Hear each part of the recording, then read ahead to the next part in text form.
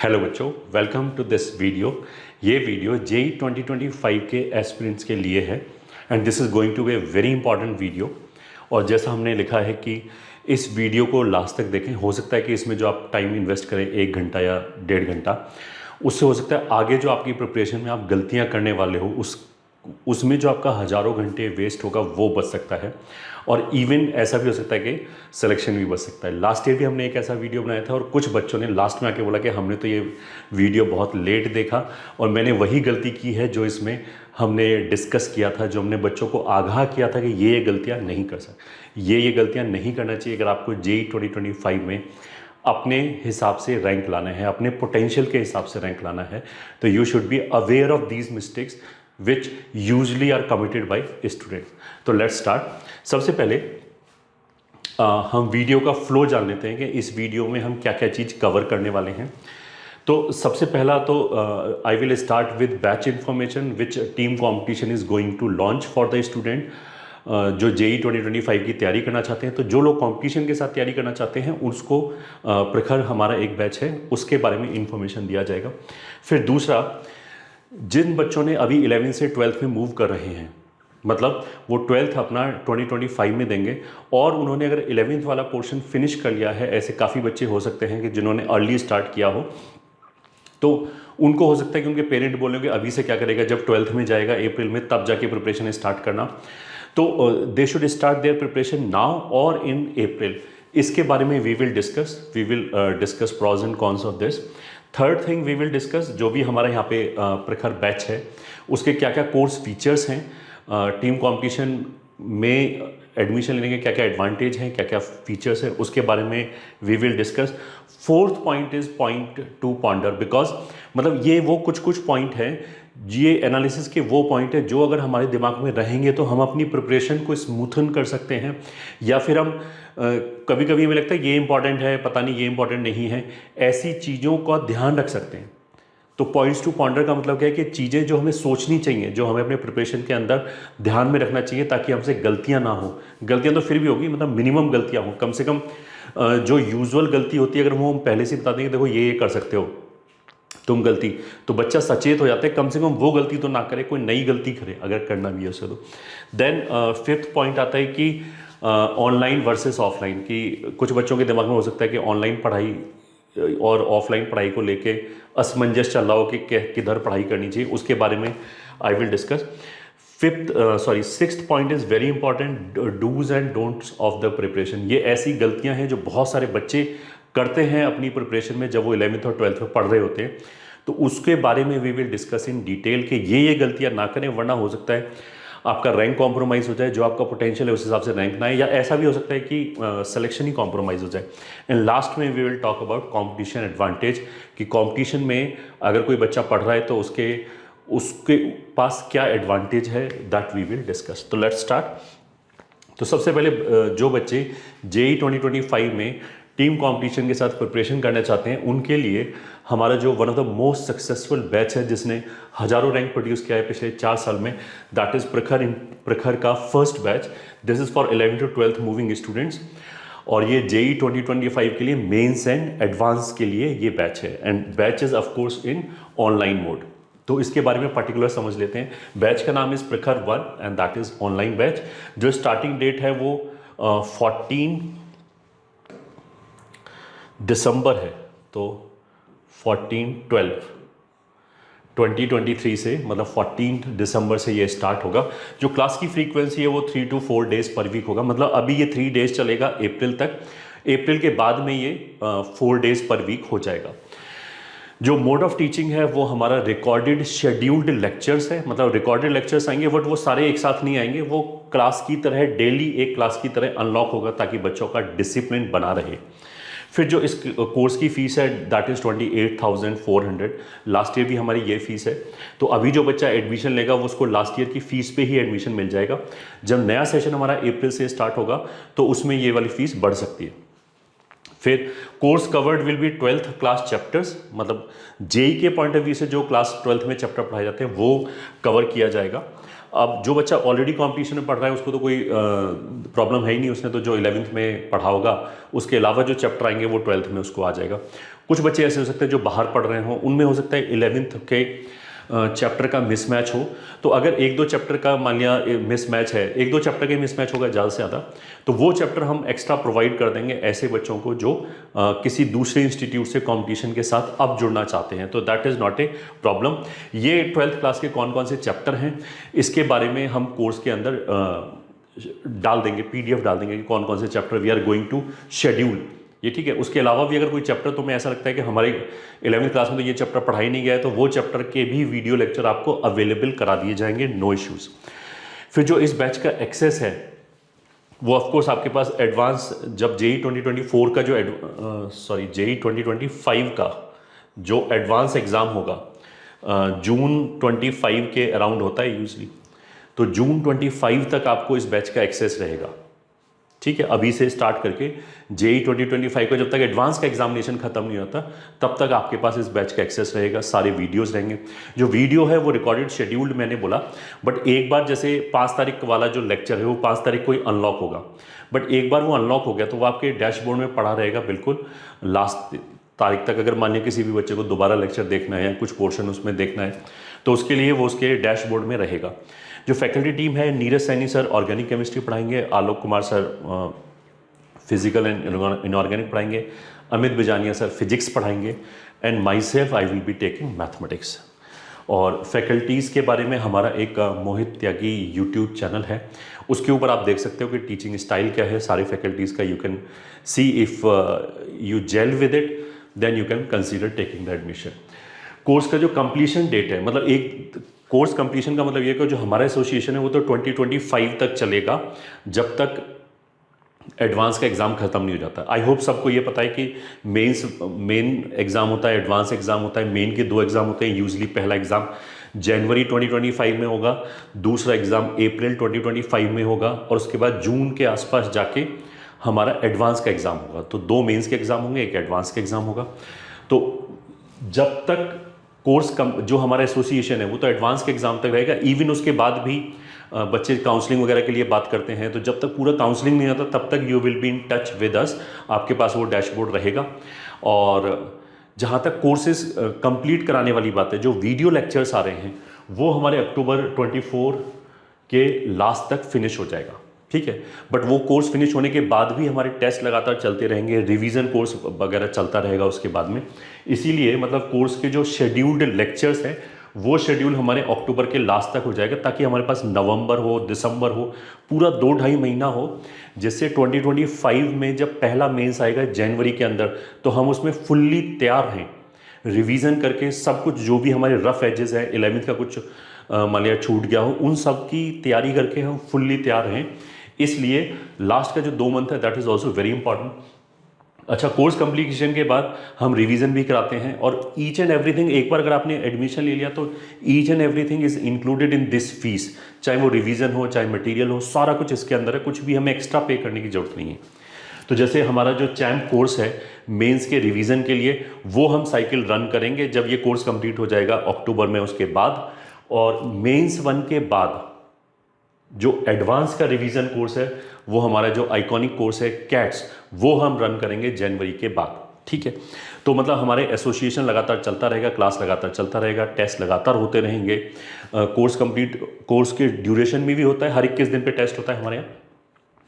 और course finish जब last में हो जाएगा अक्टूबर के बाद, फिर क्लास की जो टेस्ट की फ्रीक्वेंसी वो काफ़ी बढ़ जाएगी, वीक में 2-3 टेस्ट होगा, और ये टेस्ट जो है वो लगातार एडवांस तक चलते रहेंगे, मेंस और एडवांस के दोनों के टेस्ट चलते रहेंगे।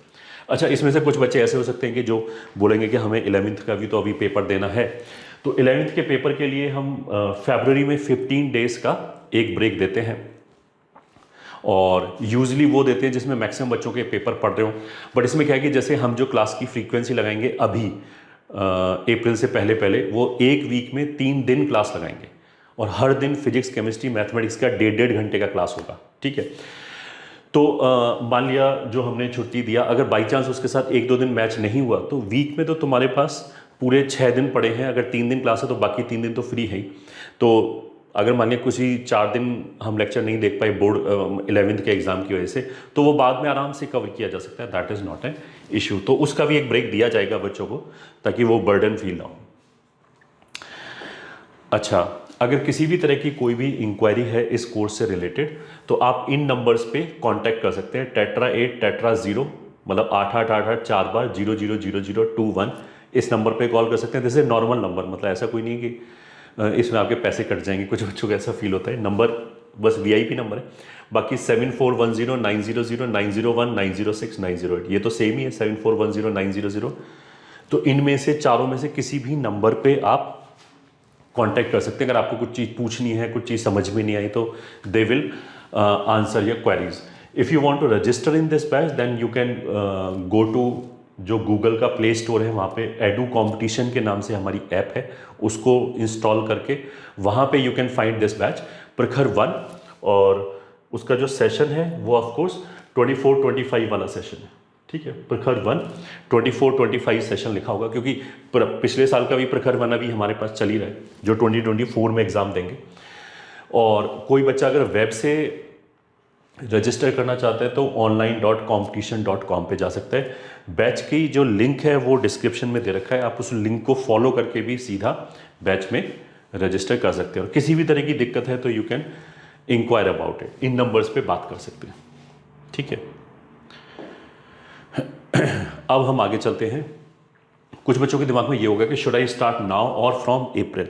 तो जो बच्चा अभी से 12th की प्रिपरेशन स्टार्ट करने की बात कर रहा है तो ऑफकोर्स उसका जो 11th वाला पोर्शन है वो तो फिनिश हो ही गया होगा, या फिर हो सकता है 80% फिनिश हो गया हो, थोड़ा बहुत बचा है। तो 11th क्लास में हो सकता है उसके 3-4 दिन क्लास होता हो, तो बाकी 3-4 दिन वो 12th भी मैनेज कर सकता है, एक अर्ली एडवांटेज लेने के लिए, अर्ली स्टार्टर्स एडवांटेज जो होता है वो लेने के लिए। तो पहले तो हम उसी तरह के बच्चे की बात करें जिसका कोर्स कंफर्टेबली 11th वाला फिनिश हो चुका है। अगर कोई बच्चा माने 11th वाले सिलेबस में ही वो 50% पे बैठा हुआ है तो उसके लिए तो बिल्कुल भी एडवाइजेबल नहीं है कि अभी यहाँ पे डालें, अपना हाथ पैर यहाँ पे डालें। पहले अपना 11th का सक्सेसफुली अच्छी तरीके से कंप्लीट करो, तब इस कोर्स के बारे में सोचना। तो वो वाले बच्चे तो आउट ऑफ पिक्चर हो गए।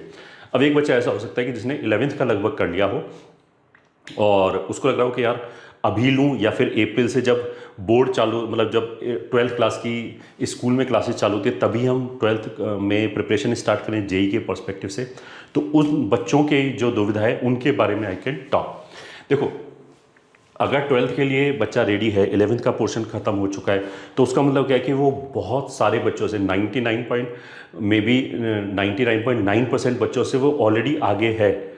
क्योंकि बाकी बच्चे तो हो सकता है कुछ दिसंबर तक, जनवरी तक कोर्स खत्म करें, कुछ फरवरी तक, कुछ मार्च में भी खत्म करें। कुछ बच्चे ऐसे भी होंगे जिनका 11th अप्रैल के बाद भी चल रहा होगा, तो उनसे तो आप पहले से खूब आगे हो। तो अब इस एडवांटेज को लूज क्यों किया, ये ठीक है। जब हम एक बेटर पोजीशन में हैं तो why to waste this advantage, क्योंकि अगर जल्दी कोर्स खत्म होगा तो डेफिनेटली बेटर सिचुएशन में होंगे हम बाकी बच्चों के विज अ विज। पहला चीज़ तो हो गया। दूसरा, early finish implies solid revision punch at last. अगर आपका कोर्स मान लिया अक्टूबर के लास्ट तक खत्म हो जाता है तो आपके पास लास्ट में इतना टाइम बचता है कि आप अच्छी तरीके से पूरे कोर्स की ओवरहॉलिंग कर सकते हो। 11वीं और 12वीं की दोनों की एक बार अच्छा रिवीजन कर सकते हो प्रैक्टिस के साथ। तो that will give you distinct advantage over other student जिनका दिसंबर में कोर्स खत्म हो रहा होगा। Definitely why to waste this. तीसरा, insurance if some days are wasted. अब देखो, जब प्रिपरेशन होता है काफ़ी एग्जॉस्टिव होता है, बहुत सारे बच्चों को प्रेशर आता है, कभी कभी हेल्थ भी ख़राब हो जाती है, हो सकता है कि 2 वीक उनके चले गए। अब 12th में क्या होगा, पहली बार तो जो 12th है वो 11th से ज़्यादा हेक्टिक होगा, ये ठीक है। 11th में तो जब बच्चा 10 से 11th में जाता है तो बहुत ह्यूज जंप आता है, तो इसलिए 11th में थोड़ा सा स्लो पढ़ाते हैं ताकि बच्चा एडजस्ट हो जाए। अब वो काफ़ी कुछ एडजस्ट हो चुका होगा इस प्रेशर के साथ, तो 12th में ज़्यादा सिलेबस कवर कराया जाता है, तो ज़्यादा नंबर ऑफ क्लासेस लगेगा तुम्हारा, तो वहाँ पे फ्री टाइम निकालना इज़ डिफ़िकल्ट। अब मान ली कोई बच्चा बीमार पड़ जाए, वो होता रहता है काफ़ी बच्चों के साथ, या और कोई किसी भी रीज़न से घर में कोई शादी आ गई, बहन की शादी आ गई मान लिया, जिसको हम छोड़ भी नहीं सकते, 8-10 दिन वेस्ट हो जाए, तो उसके लिए ये इंश्योरेंस है कि अगर हम पहले से प्रिपरेशन स्टार्ट कर दें तो वो जो चीज़ है वो हम कवर कर सकते हैं, जो भी हमारा चीज़ छूटा होगा। तो उस तरह का एक ये इंश्योरेंस भी है। और जैसे मैंने बोला कि 12th will be more hectic, 11th के कंपैरिजन में 12th काफ़ी ज़्यादा हेक्टिक होगा, ये लिख के रख लो, ठीक है। फिर मोर PYQs एट लास्ट। PYQ मतलब प्रीवियस ईयर्स क्वेश्चन। वैसे तो देखो प्रीवियस ईयर्स के क्वेश्चन भी सिंपल क्वेश्चन ही होते हैं जो हमारे मटेरियल में होते हैं, बट कुछ कुछ बच्चों को ऐसा लगता है कि PYQ करने से उनको एक मेंटल सेटिस्फैक्शन लगता है कि जो एक्चुअल क्वेश्चन आए हुए हैं that they are able to solve, तो उनसे उनका कॉन्फिडेंस बूस्ट होता है। तो अगर आपके पास अब PYQ भी इतने सारे हैं कि जैसे 2 बार मेंस का टेस्ट होता है, 10-10 शिफ्ट में होता है, तो 10 into 25 question per subject, 250 question, 2 बार हुआ तो 500, every year they are 500 question. तो पिछले 3-4 साल में एक बार तो 4 शिफ्ट में पेपर हुआ था। तो जो 4 शिफ्ट में पेपर हो रहा है वो तो बहुत ही सारे क्वेश्चन हो गए। तो बच्चा सोचता है कि ज़्यादा से ज़्यादा PYQ कर लूँ। तो अगर हमारा कोर्स जल्दी खत्म होगा तो लास्ट में we will have ample time for PYQ which will give some moral boost, बस और कुछ नहीं है। Peace of mind implies more confidence of course. अगर हम अभी से प्रिपरेशन स्टार्ट करते हैं तो हमारे पास उतना प्रेशर नहीं होगा, ठीक है। कोर्स हम एक नॉर्मल स्पीड पे ख़त्म कर सकते हैं, पीस ऑफ माइंड रहेगा बहुत ज़्यादा, जिसे बोलते हैं ना कि हमें प्रेशर फील नहीं होगा, आराम आराम से प्रिपरेशन कर सकते हैं। तो जब हमारा माइंड काम रहता है, मतलब हमें भागा दौड़ी नहीं किया, अगर मैंने ये नहीं किया तो मेरा सिलेबस छूट जाएगा, इस तरह की जब दिमाग में दिक्कत नहीं है ये, ठीक है, तो हमारी परफॉर्मेंस बेटर आएगी, हमें कॉन्फिडेंस ज़्यादा रहेगा अपनी प्रिपरेशन में, और कॉन्फिडेंस ज़्यादा रहेगा डेफिनेटली मार्क्स बेटर आएंगे। तो that is one of the thing.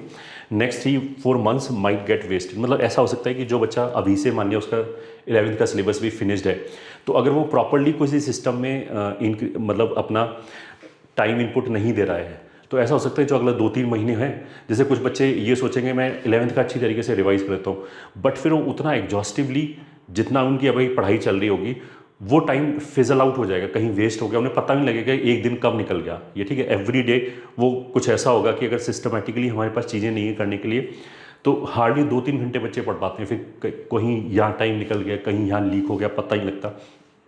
तो इसलिए अभी से लेकर अप्रैल तक 4 मंथ है, 3-4 मंथ हैं, तो that is also very important crucial time, तो वो वेस्ट ना हो इसलिए अभी से मेहनत करना ज़्यादा जरूरी है। अभी जो बच्चा मेहनत करेगा और लास्ट में उसका फल मिलेगा उसको डेफिनेटली। फिर Jain attempt has least competition, ये भी पता है। बेसिकली क्या होता है कि जैसे जो बच्चा अभी तक अच्छी तैयारी करके बैठा है वो तो काफ़ी आगे है ऑलरेडी बच्चों से, तो कुछ बच्चे ऐसे होंगे जो 11th की जो कोर्स है वो काफ़ी लेट में स्टार्ट करेंगे, कुछ बच्चे ऐसे भी होते हैं जो 11th में तैयारी नहीं करते, वो 12th में ही स्टार्ट करते हैं। तो ऐसे बहुत सारे बच्चे जो जनवरी वाला अटैम्प्ट होता है तब तक उनका ढंग से कोर्स ही कंप्लीट नहीं हो पाता, किसी का कंप्लीट नहीं हो पाता।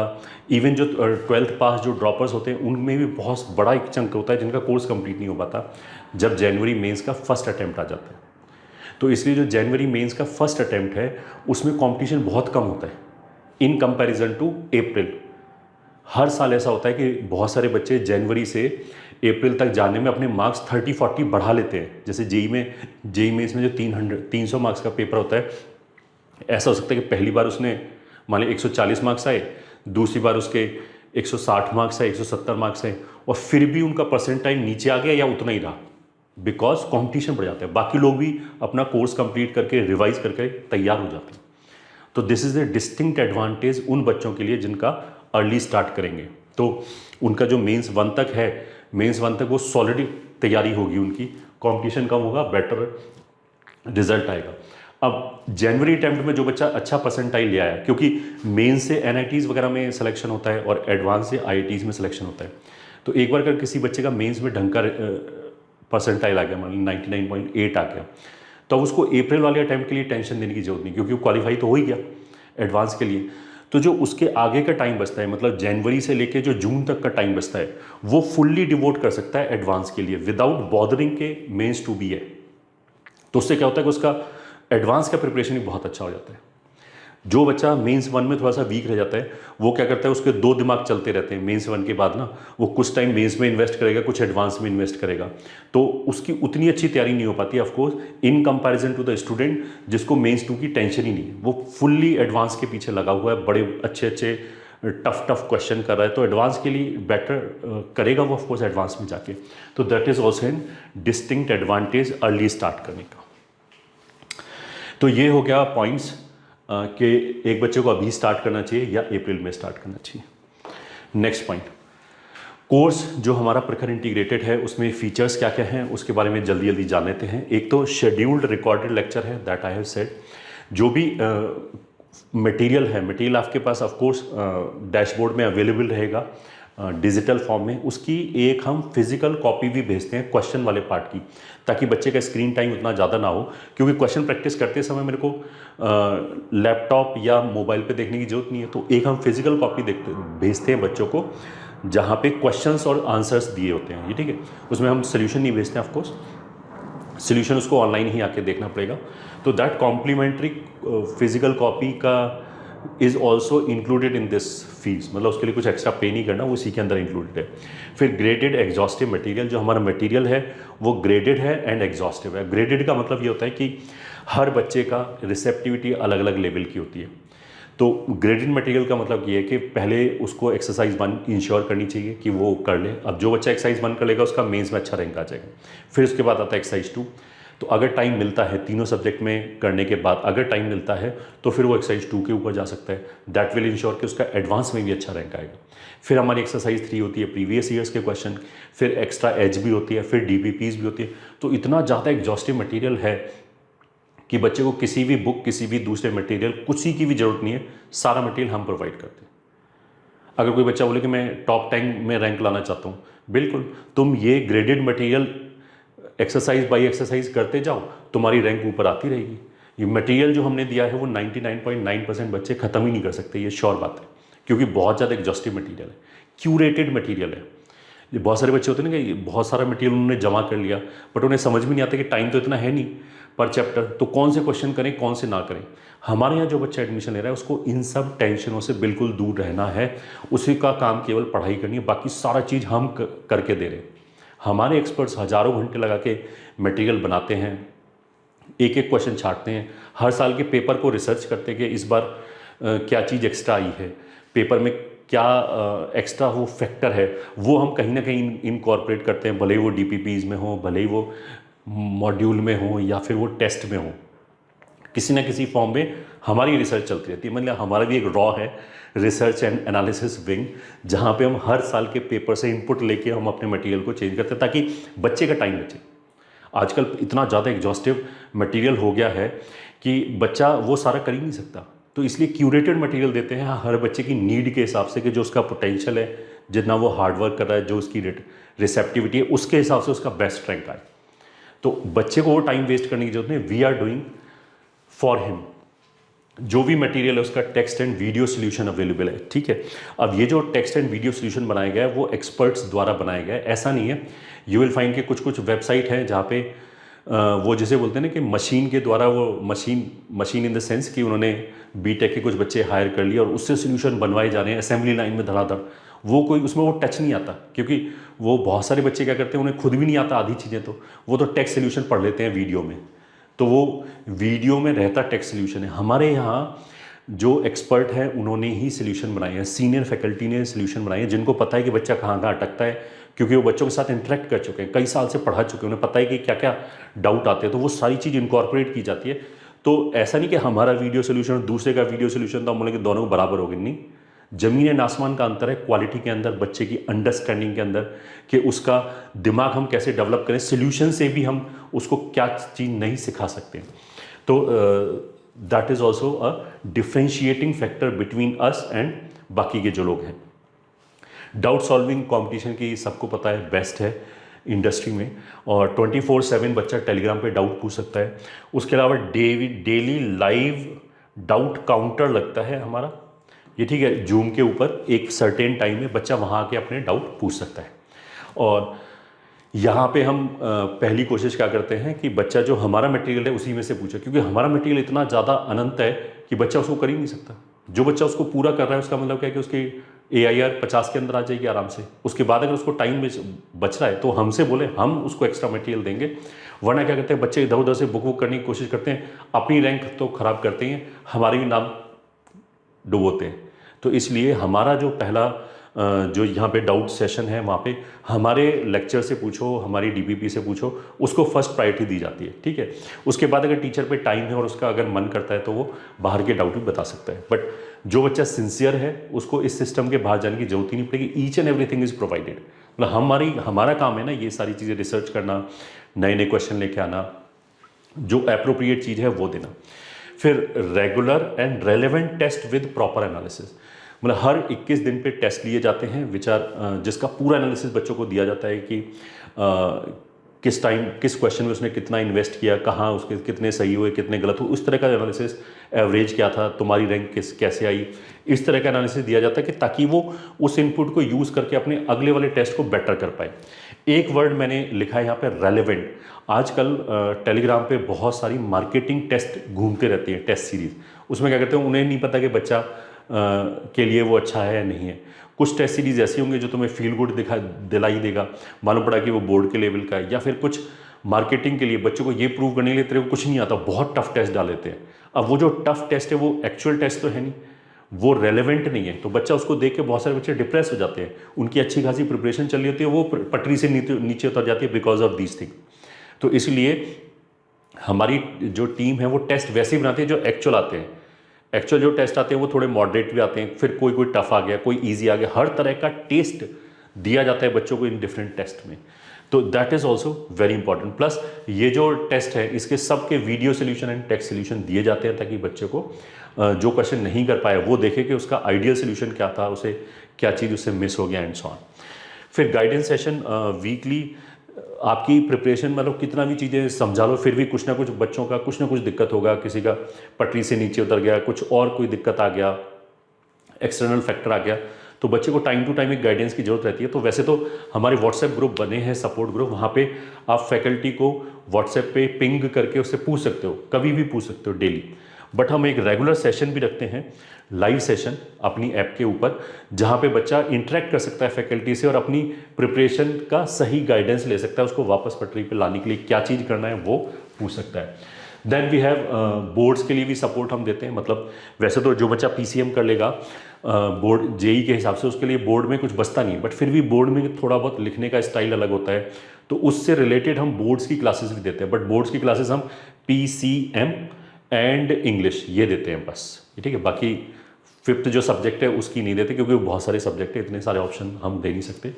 तो उससे रिलेटेड भी हम चीज़ें प्रोवाइड करते हैं ताकि बच्चे को कोई किसी तरह की टेंशन ना हो, ये ठीक है।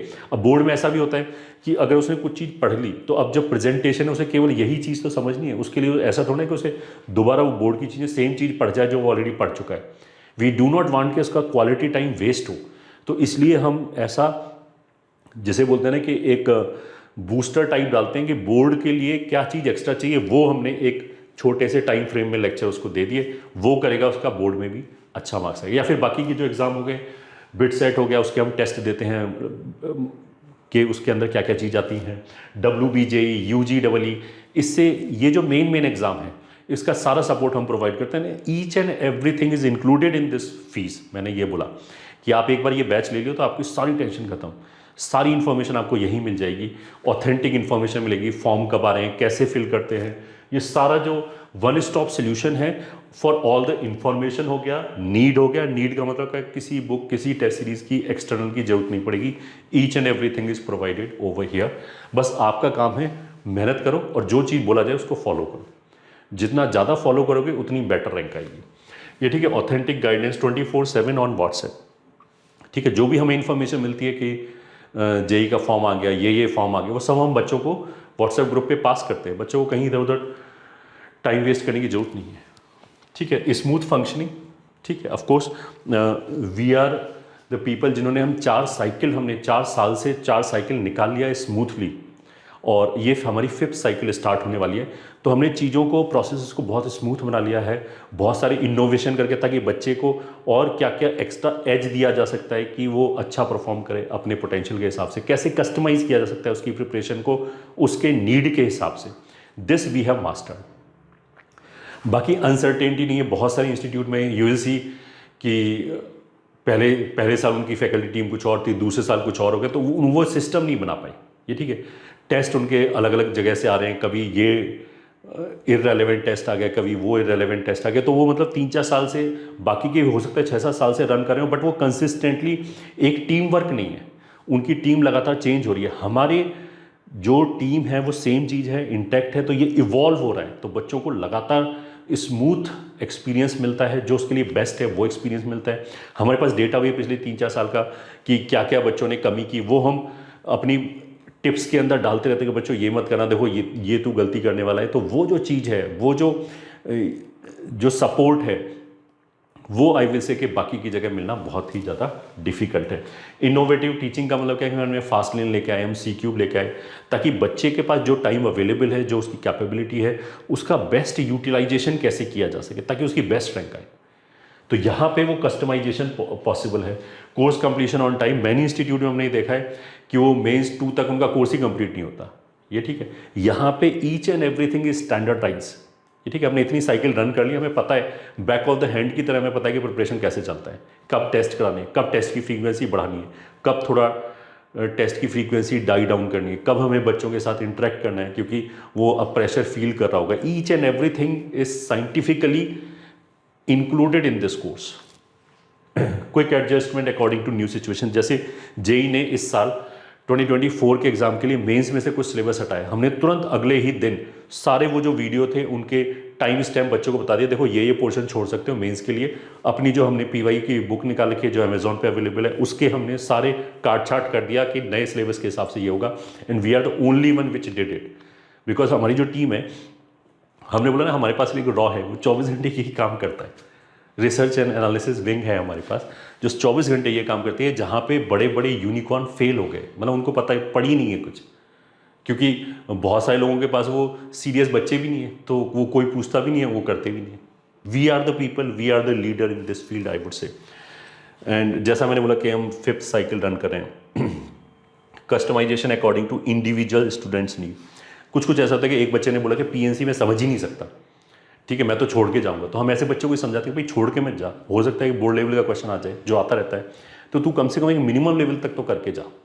तो हम उसको एक ऑल्टरनेट कोर्स ऑफर करते हैं कि अगर तेरे को किसी भी सब्जेक्ट में मेंटल ब्लॉकेज है तो तू ये वाले कोर्स से कर ले, कम से कम ईजी क्वेश्चन आएगा, मॉडरेट क्वेश्चन आएगा, तो ऐसा नहीं होगा कि बाकी कराएं तू रह जाए, ये नहीं होगा। हम इतना कस्टमाइजेशन बच्चे को करके देते हैं कि अगर वो बच्चा उसको फॉलो कर ले तो जो उसकी पोटेंशियल है उसके हिसाब से बेस्ट रैंक आए उसका।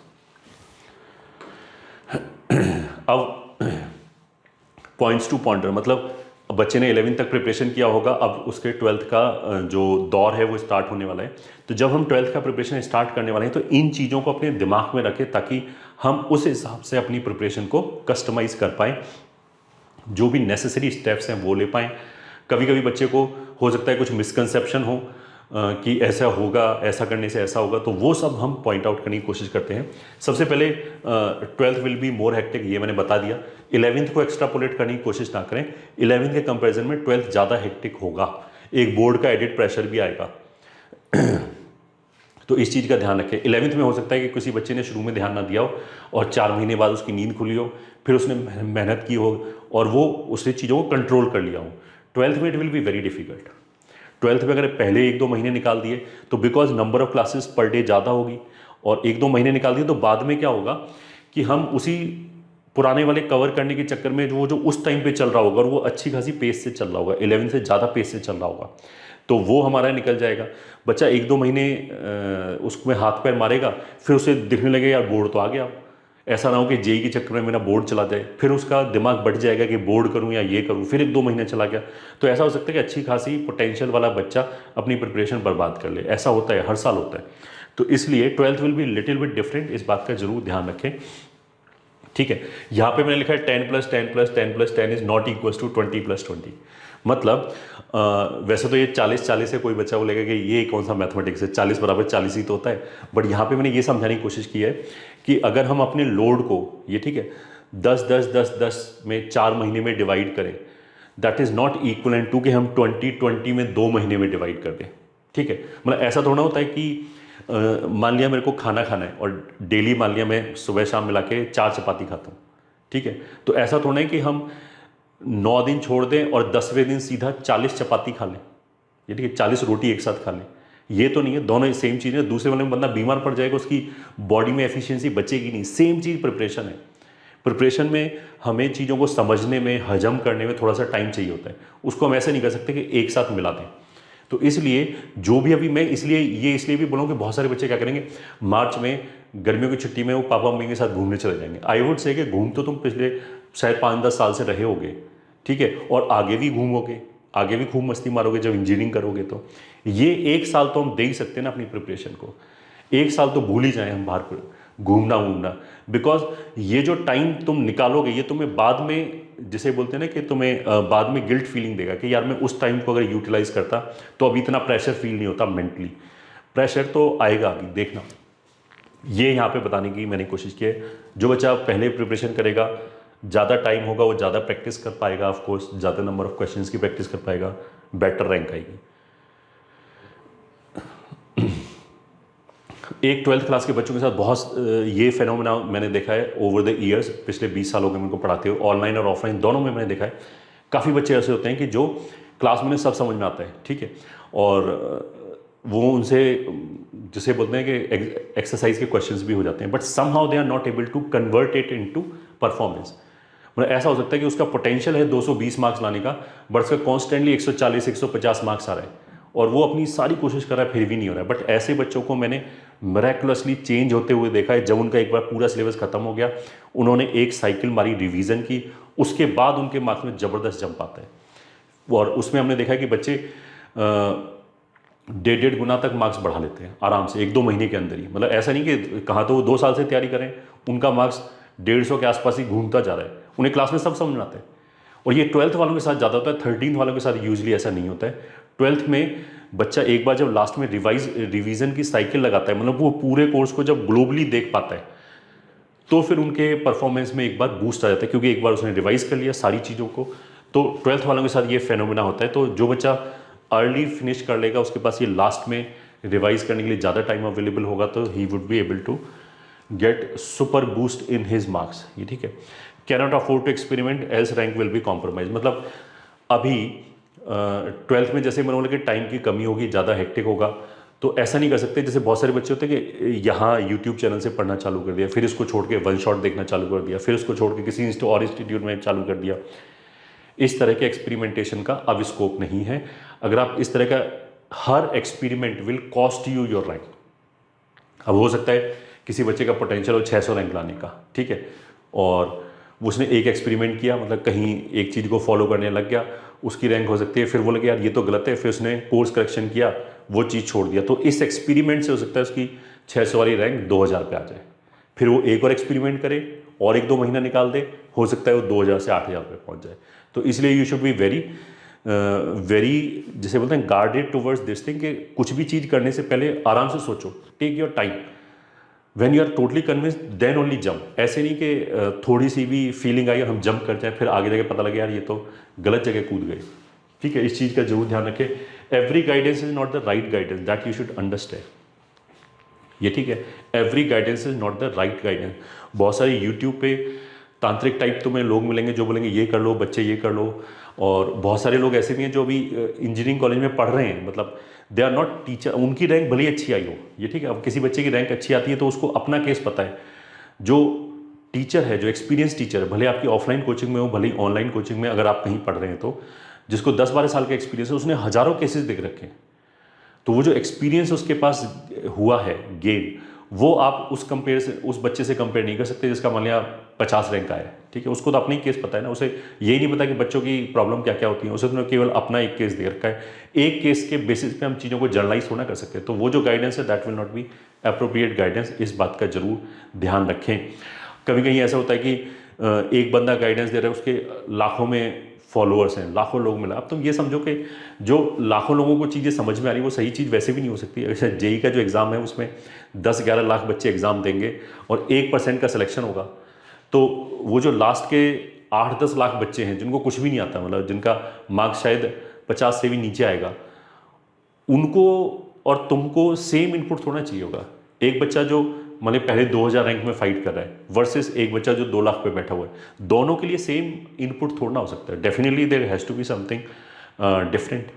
तो ये वाली चीज़ें जरूर हम अपने एनालिसिस पे लाएं कोई भी स्टेप लेने से पहले। योर इंस्टीट्यूट में be making your Guinea pig, मतलब बहुत सारे इंस्टीट्यूट ऐसे होते हैं जो अभी खुले होंगे, ये ठीक है, वो एक्सपेरिमेंट करके देखेंगे कि what works and what not works. तो ऐसे एक्सपेरिमेंटेशन में पहले पिछले 2-3 साल में मैंने देखा है बहुत अच्छे बच्चों का कैरियर बर्बाद हो गया, ठीक है। उनकी एक फैकल्टी सेट आया, फिर वो भाग गया, फिर दूसरा फैकल्टी सेट आया, फिर कभी टेस्ट टाइम से नहीं हो रहे, कभी कोर्स कंप्लीट नहीं हुआ, उनके लिए तो ये एक नेक्स्ट साइकिल है इंस्टीट्यूट के लिए, तुम्हारे लिए तो पूरा करियर है, दैट यू शुड अंडरस्टैंड। तो इसलिए इस चीज़ का जरूर ध्यान रखें कोई भी जगह एडमिशन लेने से पहले।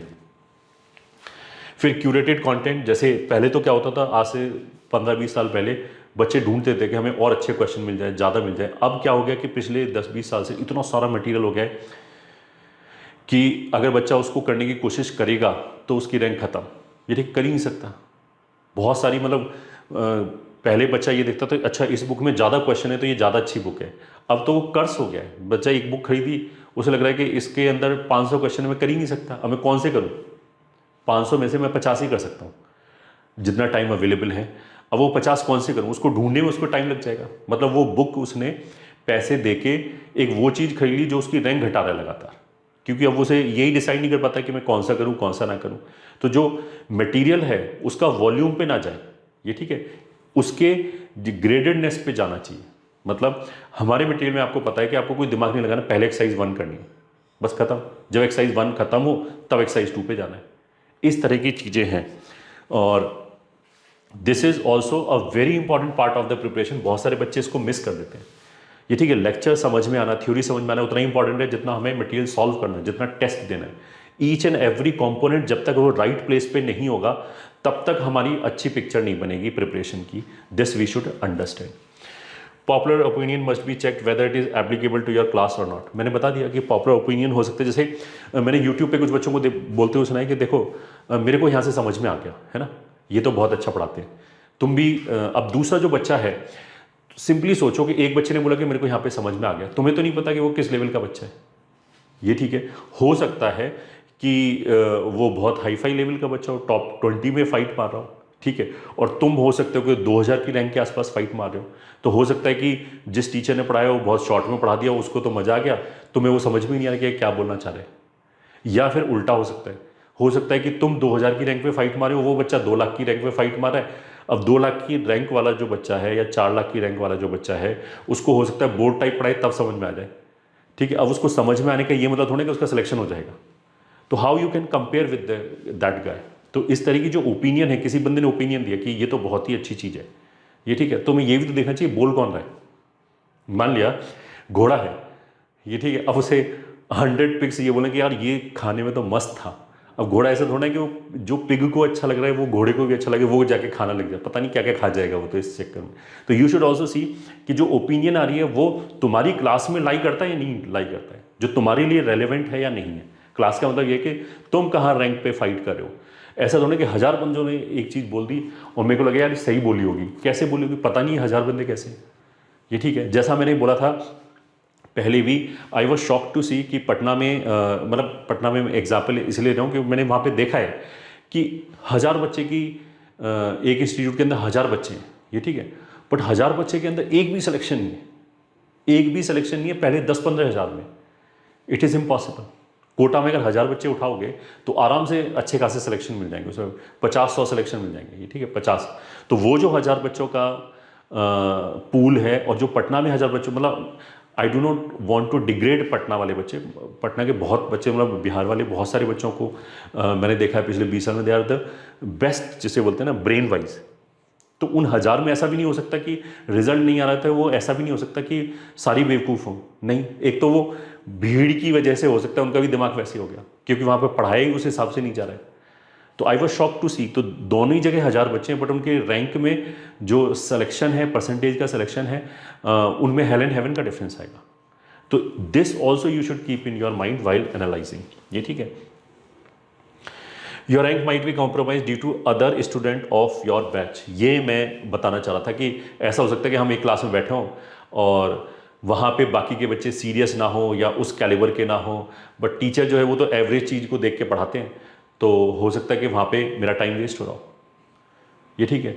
तो मेरे हिसाब से मेरे को इनपुट ना मिल रहा हो, मेरे को 1.5 घंटे में हो सकता है कि जो मेरे मेरे को समझ, मेरे पोटेंशियल के हिसाब से जो चीज़ें थी वो 10 मिनट की हो, बाकी हम 1 घंटा 20 मिनट ऐसे ही वेस्ट कर रहे हो, क्योंकि बाकी को समझ में नहीं आ रहा, तो टीचर छोटे छोटे एग्जाम्पल कराए जा रहे हैं। तो this also you should keep in your mind कि टाइम इज़ वेरी इंपॉर्टेंट। तुम्हें ये पता होना चाहिए कि तुम्हारे लिए रेलिवेंट क्या है, ये मैं समझाने की कोशिश कर रहा हूँ, रादर देन कि हम पॉपुलर ओपिनियन देख रहे हैं कि 1000 बच्चों को समझ में आ रहा है तो अच्छी ही होगा। वो 1000 बच्चे कौन से, वो 1000 बच्चे हो सकते हैं 9 लाख से लेकर 9 लाख 1,000 तक की रैंक वाले बच्चे हो तो तुम्हारे लिए तो किसी काम का है ही नहीं। Living prep for drop year. अब देखो जो बच्चा अभी 12th का स्टार्ट करने का सोच रहा होगा वो शायद ये तो नहीं सोचेगा कि मैं 12th में छोड़ देता हूँ, बोर्ड पे ध्यान देता हूँ और ड्रॉप ईयर का करेंगे। और जिन बच्चों की प्रिपरेशन अच्छी नहीं चल रही है ये ठीक है, वो उनको भी ये नहीं सोचना चाहिए, अगर वो रियली सिंसियर हैं इंजीनियरिंग में कैरियर बनाने के, मैं अभी छोड़ देता हूँ बाद में ड्रॉप ईयर में देखेंगे। क्योंकि कुछ बच्चे ड्रॉप ईयर में तुम्हारे साथ वो कंपीट करेंगे जो 11th-12th में प्रिपरेशन करके आए होंगे, तो वो तुमसे पहले बहुत ज़्यादा आगे होंगे और तुमने अब अपना टाइम इतना कम कर लिया कि ड्रॉप ईयर में हार्डली तुम्हें 6 मंथ मिलेंगे उनके साथ कंपीट करने के लिए, जो तुमसे वैसे बेटर थे क्योंकि वो 11th-12th में कंपीट कर पाए और वो 11th-12th करके भी आ पाए। तो वहाँ तो तुम्हारे चांस और ही खत्म हो जाएंगे और वहाँ फिर कोई ऑप्शन भी नहीं बचेगा क्योंकि that will be the last chance. तो आधा प्रेशर तो दिमाग पे यही रहेगा कि यार ये लास्ट चांस है, नहीं हुआ तो क्या होगा। अभी बहुत सारे बच्चों को लगेगा ये फिल्मी बातें हैं, बट मैं बताता हूँ एवरी ईयर बच्चों के साथ बहुत बड़ी दिक्कत ये होती है कि वो यही सोचते रहते हैं कि नहीं हुआ तो क्या होगा। डेली उनका बहुत टाइम इसमें वेस्ट होता है। ओके, ऑनलाइन वर्सेस ऑफलाइन में मैं तो ये बोलूँगा online is much more efficient, ठीक है। क्योंकि यहाँ पे देखो जब टीचर लेक्चर रिकॉर्ड कर रहा है, स्पेशली रिकॉर्डेड लेक्चर, लाइव की भी नहीं, रिकॉर्डेड लेक्चर, वो अपने बेस्ट मूड में करता है, ठीक है। ऑफलाइन क्लासेस में क्या है, लाइव क्लासेस में क्या है, हो सकता है कि उसका घर पे किसी से झगड़ा हुआ हो, कुछ हुआ हो, बीमार हो, और उसे जाके तो क्लास लेनी है तो उसका 100% डिलीवर नहीं होता, पहली बात ये है। दूसरी बात ये है कि ऑफलाइन में अगर बच्चा जा रहा है तो आने जाने में कुछ 1-2 घंटा तो एक्स्ट्रा लगेगा डेफिनेटली। तो अगर वो ऑनलाइन में घर पे बैठ के पढ़ रहा है तो डेली उसके पास 1-2 घंटा एक्स्ट्रा अवेलेबल है। अब एक्स्ट्रा जो अवेलेबल है वो यूटिलाइज बेटर कर सकते हैं। टीचर को भी पता है कि मेरे पास पूरा 1.5 घंटा मैं इस बच्चे को पढ़ा सकता हूँ, तो ज़्यादा एक्सप्लेनेशन दिया जाएगा किसी भी चीज़ का। तो ऑनलाइन में एफिशिएंट डिलीवरी ज़्यादा होगी डेफिनेटली। मतलब अगर ऑनलाइन में हम 100 चीज़ डिलीवर करते हैं तो ऑफलाइन में कहीं पे भी, मतलब हम भी ऑफलाइन पढ़ाते हैं उसमें भी एंड बाकी लोग में भी कुछ ना कुछ तो कट हो गई होगा, चाहे वो एक्सप्लेनेशन के पार्ट पे हो, चाहे हमने 10 में से 8 क्वेश्चन करा दिए हों। तो अगर ये 100 है तो ऑफलाइन में डिपेंडिंग अपॉन कि कहाँ पे है, वो हो सकता है 90 हो जाए, वो हो सकता है 80 हो जाए, वो हो सकता है 70 हो जाए। तो डिलीवरी वाइज ऑनलाइन बेटर है, इसमें कोई शक नहीं है, ये ठीक है। कोविड में ज़रूर ऐसा हुआ था कि बहुत सारे बच्चों को ऐसा लगता है कि, या पेरेंट्स को ज़्यादा लगता है कि ऑनलाइन से पढ़ाई नहीं हो सकती। उसका एक रीज़न तो ये है कि कोविड में बेसिकली बच्चा बिल्कुल कट गया बाहर की दुनिया से ना, वो स्कूल भी नहीं जा रहा है, किसी फ्रेंड से भी नहीं मिल रहा है, तो 24 घंटे बैठे बैठे घर में ही वॉज नॉट एफिशिएंटली, जैसे बोलते हैं ना, able to complete the task. But अब तो ऐसा नहीं है, कम से कम अगर कोई बच्चा जेईई की तैयारी कर रहा है ऑनलाइन तो वो बाकी टाइम थोड़ा बहुत बाहर घूमने जा सकता है, फ्रेंड से मिल सकता है, स्कूल में मिल सकता है, तो उसका वो जो सोशल इंटरेक्शन वाला डायमेंशन है दैट इज सेटिस्फाइड। तो कोविड से एक तो हम इसलिए कंपेयर नहीं कर सकते। दूसरा क्या है कि कोविड में बहुत सारे अनप्रोफेशनल इंस्टीट्यूट थे जो एकदम ऑनलाइन में कूद पड़े, जिनको कुछ ज्ञान नहीं था कि ऑनलाइन में कैसे पढ़ाते हैं। इनफैक्ट बहुत बड़े बड़े जो ऑफलाइन के प्लेयर हैं उन्होंने जानबूझ के ऑनलाइन में अच्छी सर्विसेज नहीं दी, जो ऑफलाइन में नंबर 1 नंबर 2 है सो कॉल्ड इंडिया के अंदर, जानबूझ के नहीं दी ताकि वो ये प्रूव करना चाहते थे कि ऑफलाइन ही बेटर है क्योंकि वहाँ फीस 4 गुना ज़्यादा है सीधी सी बात ही है। तो कुछ ने जानबूझ के नहीं दी, कुछ लोगों के पास कैपेबिलिटी नहीं थी, कुछ लोग केवल पैसे बनाने के लिए आ गए, उन्होंने कुछ भी उल्टा सीधा उठा के पेल दिया, इसलिए भी ज़्यादा बर्बाद है। हमने पूरी 4 साइकिल प्रोफेशनली कंप्लीट की हैं, इसीलिए हमारा रिजल्ट इतना शानदार है, क्योंकि हमारे पास जो फैकल्टी टीम है उसको 20 साल का एक्सपीरियंस है पढ़ाने का। तो हमें पता है कि बच्चे को क्या क्या चाहिए, कैसे चाहिए, कब चाहिए, ये ठीक है, कितना किसको लोड देना चाहिए, सारी चीज़ें हमने पहले से ही कर रखी है। यूट्यूब पे हम 10 साल से पढ़ा रहे हैं, हमें पहले से पता है ऑनलाइन डिलीवरी क्या होती है।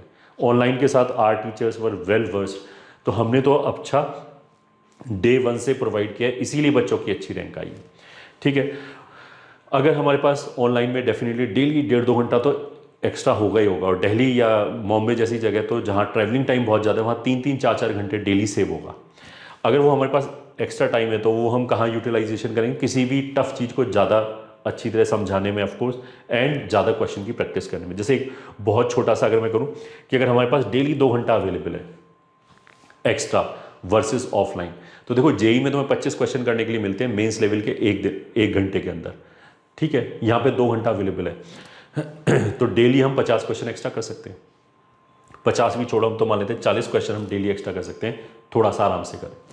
350 देने, मतलब 1 साल है अभी तो पूरा। तो अगर 1 साल हम डेली 2-2 घंटे हमारे पास एक्स्ट्रा है, 40 क्वेश्चन एक्स्ट्रा करने हैं, 14,000 question is a lot given. बाकी सारी चीज़ें 2 सेम आईक्यू के बच्चे, दोनों इक्वली मेहनत कर रहे हैं डेली। एक बच्चे के पास जिसके पास 2 घंटा डेली एक्स्ट्रा अवेलेबल होगा, वो 14,000 मतलब पर सब्जेक्ट 4-5,000 उसके पास एक्स्ट्रा क्वेश्चन है पर सब्जेक्ट उसने एक्स्ट्रा किया है, तो वो तो माइंड सेट वैसे ही चला गया सेम आईक्यू वाले बंदे से। This also you should understand. फिर customisation is only possible in online.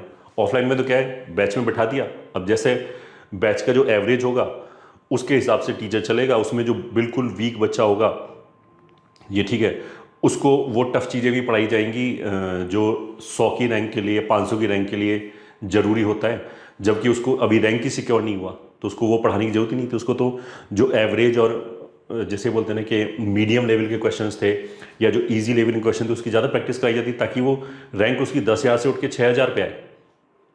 उसको 500 की रैंक की चीज़ें पढ़ाने की कोई ज़रूरत ही नहीं है। और वाइसे वर्सा, उसी बैच में एक बच्चा ऐसा बैठा हुआ है कि जिसकी पोटेंशियल है 200 के अंदर रैंक लाने का, अब बिकॉज बाकी बच्चे एवरेज भी हैं और टीचर एवरेज पे जा रहा है तो हो सकता है उसको 4 क्वेश्चन ऐसे इजी टाइप कराने पड़े कि उसका टाइम वेस्ट हो रहा है डेली। तो वो तो मतलब फिर एक कॉम्प्रोमाइज़ हो गया। यहाँ पे वी कैन कस्टमाइज बच्चे की नीड के हिसाब से कि जो भी उसका पोटेंशियल है, जो भी उसका हार्ड वर्क है। बहुत सारे लोगों के पोटेंशियल की बात नहीं आती, टाइम अवेलेबिलिटी की बात आती है कि एक बच्चा स्कूल नहीं जा रहा है, उसके बाद बहुत टाइम अवेलेबल है। दूसरे बच्चे को वीक में 4 दिन स्कूल जाना पड़ता है, तीसरे बच्चे को 6 दिन स्कूल जाना पड़ता है। तो जस्ट तीनों का IQ अगर इक्वल भी है तो just because availability of time different है तो उनकी जो प्रिपरेशन की प्रायोरिटीज़ हो जाएंगी वो डिफरेंट हो जाएंगी। जो कस्टमाइजेशन है उनको डिफरेंट चाहिए, वो केवल ऑनलाइन में ही पॉसिबल है। यहाँ पे ऑनलाइन में आपको यूट्यूब चैनल पे जाके आप देख सकते हो कौन कौन टीचर है, कैसे पढ़ाते हैं, वही टीचर तुम्हें मिलेंगे वहाँ पे पढ़ाने के लिए। ऑफलाइन की तरह ब्लैक बॉक्स नहीं है कि जाके हम पहुँचे हमें पता लगा कि हमारी तो फिजिक्स वाले सर से ट्यूनिंग ही नहीं बैठ रही, ये ठीक है। अब एक सब्जेक्ट का मतलब ये नहीं कि 30%, एक सब्जेक्ट मतलब 30% गया हमारा प्रिपरेशन में, वो तो पूरा ही चला गया हमारा, ठीक है। अब फिर बच्चा क्या करता है कि उसके साथ वो और कहीं से पढ़ने की कोशिश करता है। एक बच्चा अगर एक जगह से तीनों सब्जेक्ट पढ़ रहा है और वो सारी टास्क कंप्लीट कर पा रहा है, यही अपने आप में बहुत डिफिकल्ट टास्क है। अब इसके साथ अगर कोई बच्चा एक और एडिशनली मान लिया कहीं यूट्यूब चैनल से पढ़ना चालू करे तो ये और डिफिकल्ट है। उसका मतलब क्या है कि उसकी रैंक कॉम्प्रोमाइज़ होगी, भले ही सिलेक्शन हो जाए बट उसका अगर पोटेंशियल 500 का था तो उसकी रैंक 2,500 आएगी, पक्की बात है। No lower order batches tension, मतलब एक बच्चा ऐसा हो सकता है कि जैसे बोलते हैं ना पहले टेस्ट में जो एंट्रेंस टेस्ट होता है उसमें अच्छा नहीं कर पाया, लोअर ऑर्डर बैच मिल गया। लोअर ऑर्डर बैच में अब पढ़ाया ही नहीं जाएगा ज़्यादा, ठीक है, वहाँ पे उन्हीं बच्चों के हिसाब से पढ़ाया जाएगा। अब जब उसको ज़्यादा नहीं पढ़ाया गया, अच्छे क्वेश्चन नहीं कराए गए, तो वो ऊपर वाले बैच के बच्चों से वैसे ही कम्पीट नहीं कर सकता, अब वो ऊपर नहीं जा सकता। तो इस तरह की जो बच्चों के दिमाग में टेंशन चलती है लोअर ऑर्डर बैच में बाई चांस फंस गया तो प्रिपरेशन चली जाएगी, वो ऑनलाइन में कोई टेंशन नहीं है, सबको एक जैसी फैकल्टी मिल रही है। Top batch institute of offline are taking online advantage, मतलब ये कुछ कुछ जगह हमने देखा है कि जैसे दिल्ली के टॉप बैच में बच्चा पढ़ रहा है बट वो दिल्ली में तो बहुत कम पढ़ाया जाता है, ये ठीक है, इन कंपैरिजन टू जो कोटा सिस्टम है जो हम फॉलो करते हैं, यहाँ पे बहुत एग्जॉस्टिव पढ़ाया जाता है। तो कुछ कुछ बच्चों को हमने ऐसे देखा कि जो बैच 2 से उठ के बैच 1 में चले गए बिकॉज वो हमारे यहाँ से कॉम्पिटिशन से पढ़ रहे हैं तो उनको ज़्यादा क्वेश्चन का एक्सपोजर है, उनको ज़्यादा क्वेश्चन का एक्सपोजर है, तो वहाँ पे जो उनका टेस्ट होता है, बैच शफलिंग टेस्ट होता है, उसमें they are able to do better और वो फर्स्ट बैच में पहुँच गए। तो वैसे 2 जगह से पढ़ना डेफिनेटली इज़ लेस एफिशिएंट और उसमें रैंक कॉम्प्रोमाइज़ होता है। बट ऐसे भी केसेस हमने देखे हैं कि कहने के लिए वो ऑफलाइन में पढ़ रहे हैं बट वो फिर भी ऑनलाइन से हेल्प ले रहे हैं अपनी चीज़ों को बेटर करने के लिए। अब इसमें एक चीज़ ये हो सकता है कि एक बच्चा ऐसा है कि जो वो बोले कि मैं ऑनलाइन में कॉन्सेंट्रेट ही नहीं कर पाता, मेरे को अपने ऊपर बिल्कुल काबू नहीं है और जब तक मेरे को कोई सामने बिठा के ना पढ़ाई मैं पढ़ ही नहीं सकता। अगर इतनी बड़ी कोई मेडिकल कंडीशन है फिर तो ऑफकोर्स उसके लिए ऑफलाइन बेटर है, इसमें तो कोई शक नहीं है। मतलब ऑनलाइन में टाइम ज़्यादा अवेलेबल है बट वो टाइम फिर यूटिलाइज भी तो होना चाहिए। अगर हम पूरे दिन घर पे बैठ के सोते ही रहें और इसमें लैपटॉप पे कुछ और इंस्टाग्राम देखते रहें रादर देन लेक्चर देखने के, तो फिर तो कोई फ़ायदा नहीं है, फिर तो 2 घंटे क्या, फिर तो टाइम वेस्ट ही हो रहा है। बट ऐसा ऑफलाइन में भी होता है कि ऑफलाइन में जो बैच है उसमें पीछे की बेंचेस पे कुछ बच्चे बैठ के अपने गेम खेल रहे होते हैं, बस ये कि वो पेरेंट्स को दिखता नहीं है सामने कि बच्चा टाइम वेस्ट हो रहा है कर रहा है, घर पे उन्हें दिख जाता है ये तो टाइम वेस्ट कर रहा है, तो उन्हें लगता है कि ऑफलाइन में ज़्यादा पढ़ाई होती होगी। But definitely as a system online is much better.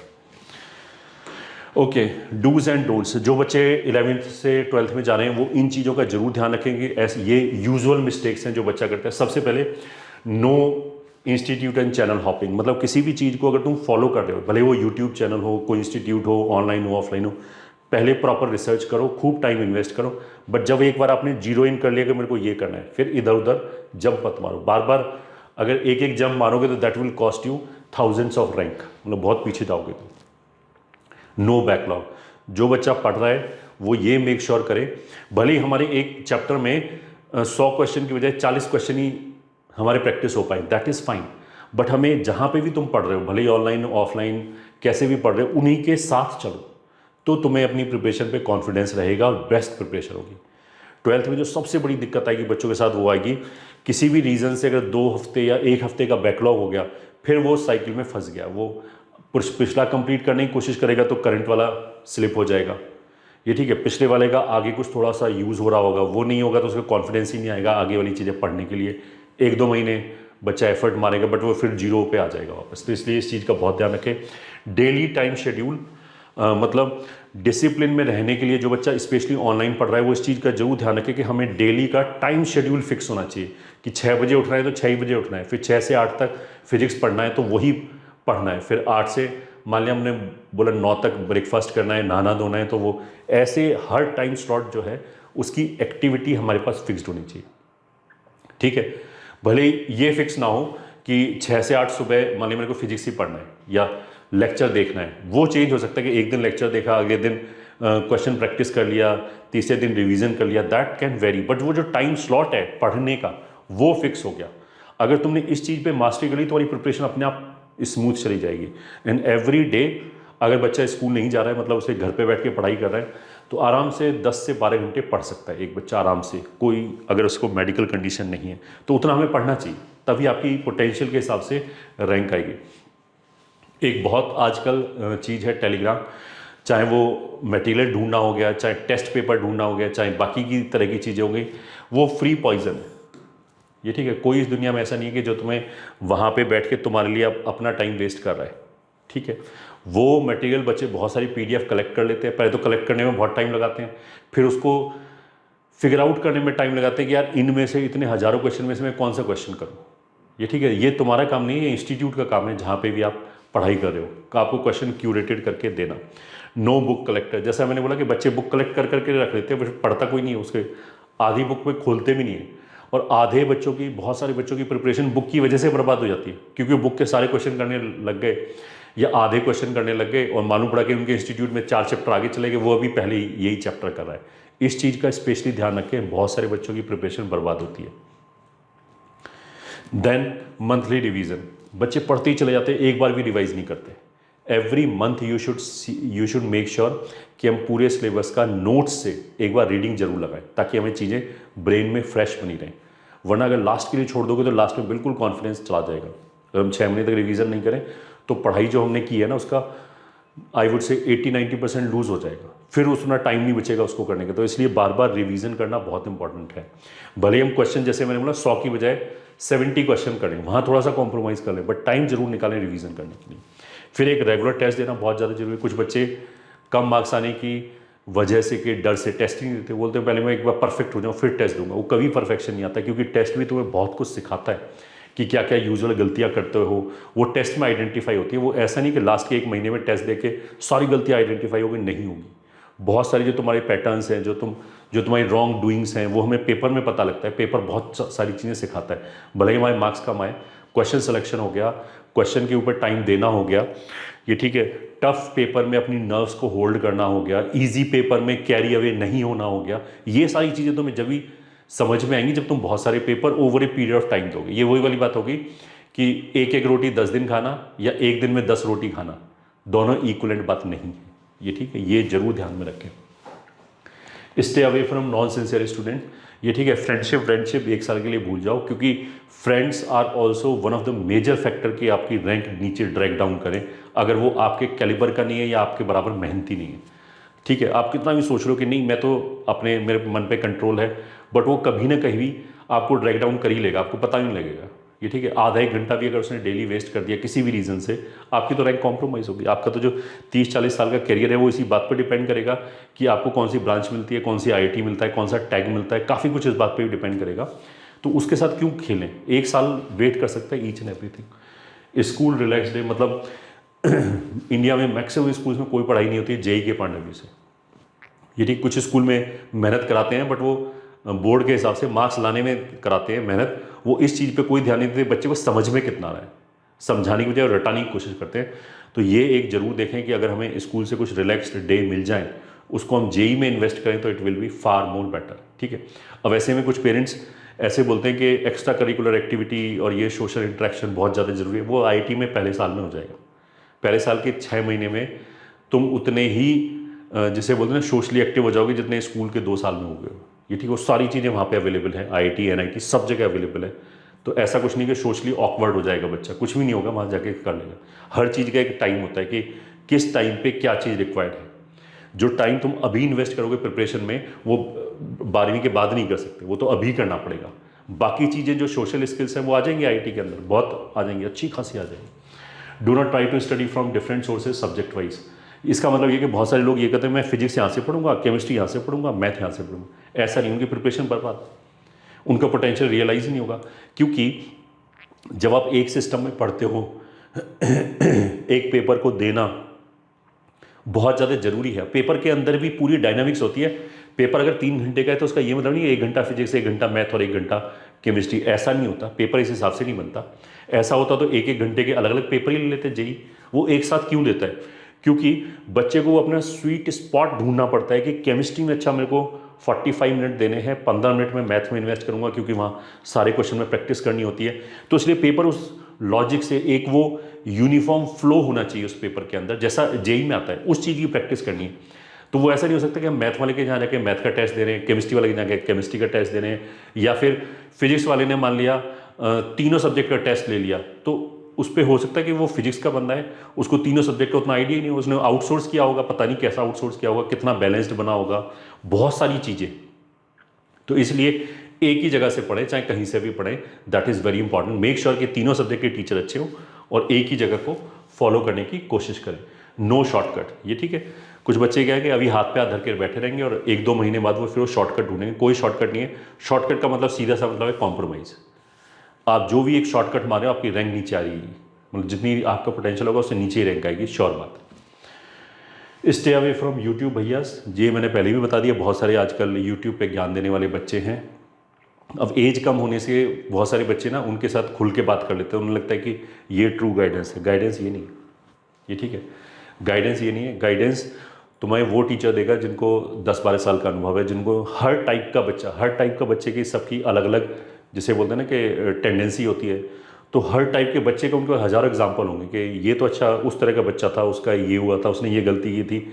He will be able to guide you. मतलब 5 मिनट बात करो, वो तुम्हारा पूरा एक्सरे का खाका उसके दिमाग में समझ में आ जाता है कि कौन सी लेवल का बच्चा है, क्या बोल रहा है। उसे ये भी पता है कि अब आगे क्या बोलने वाले हो। वो इन नए जो बच्चे हैं जो खुद पढ़ रहे हैं या 1-2 साल पहले निकले, उनको एक्सपीरियंस ही नहीं, मतलब ऐसा नहीं कि उनके पास IQ नहीं है, वो चीज़ें सोच ही नहीं सकते क्योंकि उन्होंने वैसे केसेस देखे नहीं होंगे जो टीचर ने देखे होंगे कि इतने भी हाइपर केसेस होते हैं। बच्चे यहाँ भी दिक्कत करते हैं। अगर कोई किसी बच्चे की रैंक अच्छी भी आई है, उसका ये मतलब नहीं है कि he is a good teacher. Knowledge होना और गाइडेंस देना इज़ टोटली डिफरेंट। अगर किसी बच्चे की रैंक मान लिया 500 आई है, वो ये समझ ही नहीं सकता कि 8000 वाली रैंक के बच्चे को क्या दिक्कत हो सकती है, उसके दिमाग में नहीं आएगा। ये उसे लगता है ये तो बहुत ऑब्वियस है, ये तो समझ में आ ही जाएगा। उसको ये नहीं पता कि बच्चे क्लास में बैठ के इसी चीज़ में अटकते हैं। वो टीचर को पता है कि उसने पीरियड ऑफ 10-20 ईयर्स में ये सब देख रखा है। तो एक फिर बहुत ज़्यादा इंपॉर्टेंट है बी प्रैक्टिकल। मतलब अगर किसी बच्चे की प्रिपरेशन एवरेज चल रही हो, मान लो 120 मार्क्स आ रहे हो, है ना, तो उसको प्रैक्टिकली होके ये सोचना चाहिए 120 से पहले मैं 150 पे कैसे जाऊँ। ऐसा नहीं कि वो बोले 120 से मैं 270 पे कैसे जाऊँ और फिर वो बहुत टफ ओलंपियाड टाइप क्वेश्चन करना चालू कर दे, उसके 120 भी नहीं आएंगे। तो इसलिए प्रैक्टिकल होना बहुत ज़्यादा जरूरी है। अपनी स्ट्रेंथ तो हमें पता होनी चाहिए, बट अपनी वीकनेस भी पता होनी चाहिए और हमारी स्ट्रेटजी उसी हिसाब से होनी चाहिए। तो you should be very practical.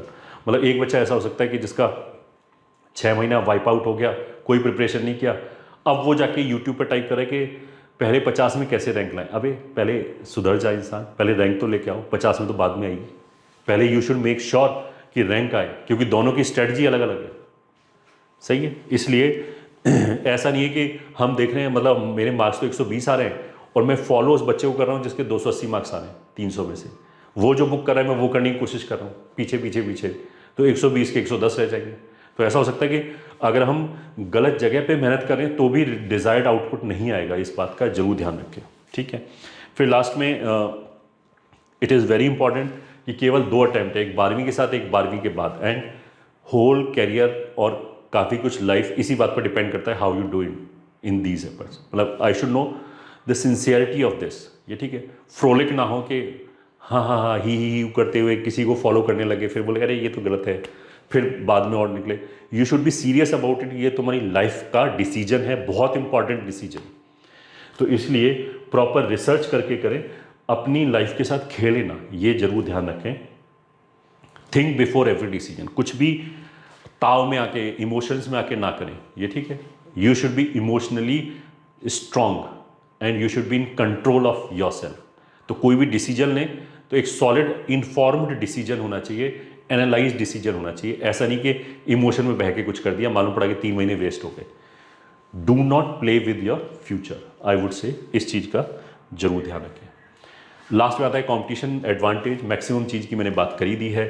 Experience faculty हैं, हमारी फैकल्टी को सभी को डिकेड से ऊपर का एक्सपीरियंस है, ये ठीक है। वो भी कोटा जैसे सिस्टम में पढ़ाते हुए, तो उनको एक्सपीरियंस है कि टॉप 10 के बच्चों को कैसे पढ़ाया जाता है, उनको वो भी एक्सपीरियंस है। और 1 लाख वाली रैंक वाला जो बच्चा है उनको भी पढ़ाए हुए हैं, तो बहुत लेंथ एंड ब्रेथ में एक्सपीरियंस है। हर तरह के बच्चों का डेटा उनके दिमाग में स्टोर्ड है।